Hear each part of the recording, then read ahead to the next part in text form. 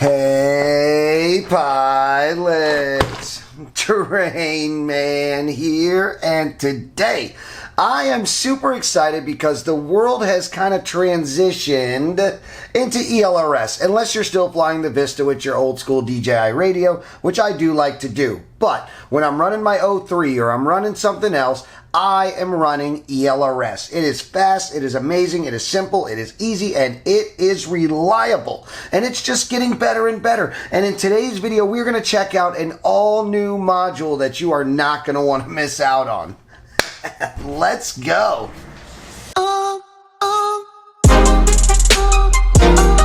Alright pilots, so here's the deal. ELRS, ExpressLRS. I love it. It's open source, it's cool, it's amazing, it's hot, it's fresh.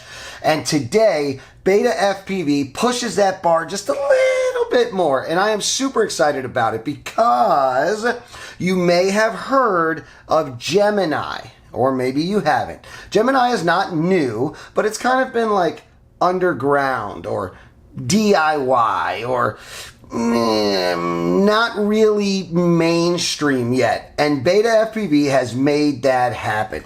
And that is what we are here today to look at, which is the SuperG Nano Transmitter by BetaFPV. So let's go ahead and crack this puppy open. So in the box, you are going to get la your amazing transmitter.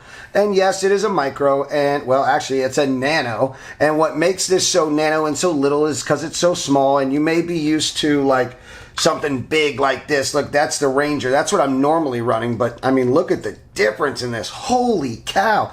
But, so your first thought is like, well, that ain't gonna fit in my radio, right? Like I run the Radio Master TX16. I mean, that don't fit in there. But you don't have to worry about that because they give you the adapter.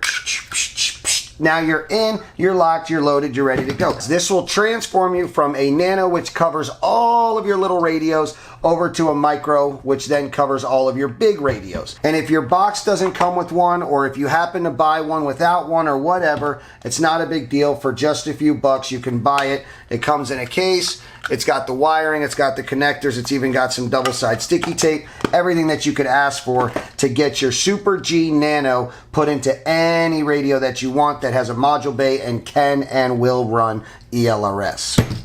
So inside of the box, you get your power cord because we do have an option to USB-C here down at the bottom. You've got your power plug. Look at this. It's USB Type-C. If I plug that in, boom, and now I can go right to an XT30. That will allow me to connect a XT30 battery and give this guy outside power so that way I can run on high wattage for a very long time without burning up or using up all of my radio's battery. So that's a pretty cool feature right there, and most modules have it. And then you've got your connector if you need to do any flashing or anything like that. Now we've also got dual antenna. This is important because this is an important part of Gemini and why Gemini is so amazing. Now, you may be familiar with a ELRS receiver. I'll just grab a random one up here. Here you go. This one has a ceramic antenna and is nothing more than just a regular ELRS receiver.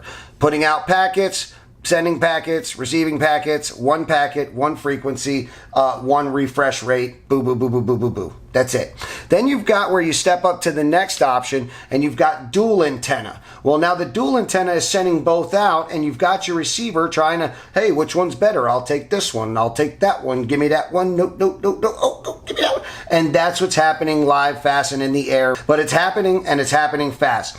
Then we have true diversity, which is where BetaFPV dropped this bad boy here, which is the SuperD RX. This is their receiver that allows for full diversity. That means that you have two antennas both communicating at the same time and they are picking up and doing what is best, and the receiver and the module are deciding what's best at that moment and taking it and using it and keeping you in the air. Now, I am sure in your mind you're thinking, Gemini, well, what's the difference? Two antennas, you can connect it and use the SuperD, and it's true diversity. I mean, what is really the difference? What's the big deal and why do I need it? I mean, you don't really need it because ELRS is really it's reliable as it is. But what makes it so much better is you have your module and your receiver, and they are communicating on 2 different frequencies at the same time. That means they're taking the same packet, same refresh rate, boom, shooting them out over 2 different frequencies, and then it decides which one is best, and then it uses the best one.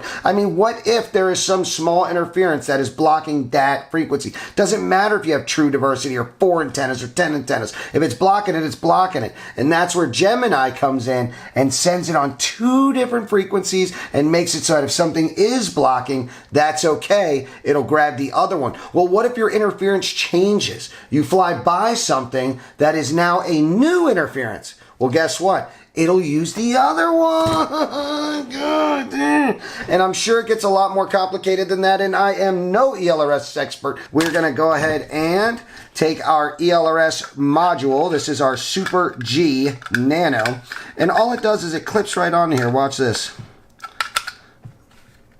Boom. That's it. We are backpacked and ready to go. We grab our radio, slide that in there. Boom. And we are live lit and we are ready to spit out Gemini. And Gemini also can run the new F1000. If you're a racer all day, do it. Do it. You got no reason not to. But if you're not a racer and you're a freestyle guy, or you like to fly far, whatever. I don't know that F1000 is great, but they are advertising it, and this guy does do it, but you are not going to get the furthest range. You are going to have impeccable quality. You are not going to be dropping nothing or losing nothing as long as you're within range, because it is going so fast. You are at 1,000 hertz. I mean, you are, we're talking 2 milliseconds type of stuff. That's what it's doing, and that's probably why, unless you're racing and you're staying nearby, no reason to run that, really. There's not. But this thing can do it all. So let's go ahead and power this up, because I just want to show you really quick.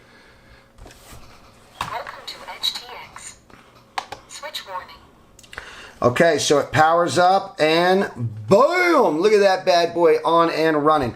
So you've got your LEDs. I think it's letting us know what's happening on each channel, which is super cool. We've got our LED in the middle. You can mess with this stuff. So I've got a button here and I've got a button here.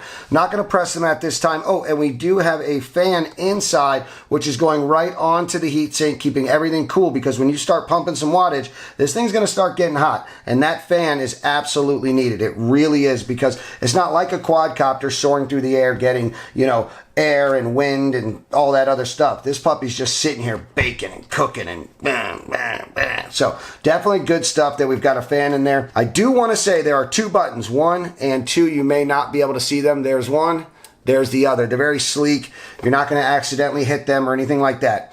What's cool about these buttons and what's cool about this module is you can program these buttons. I can set not only a press, like short press or long press on either or, I can set them to do different things. So when I short press this one, I'm now in bind mode. When I long press this one, I'm now changing my output power. So super, super cool stuff. All right, so I haven't touched anything. I have not changed firmware. I haven't flashed. I haven't done nothing. All I did was plug my module into my bay, and now we're going to jump into this radio. And if I jump into my system and I head down to ExpressLRS, look at that.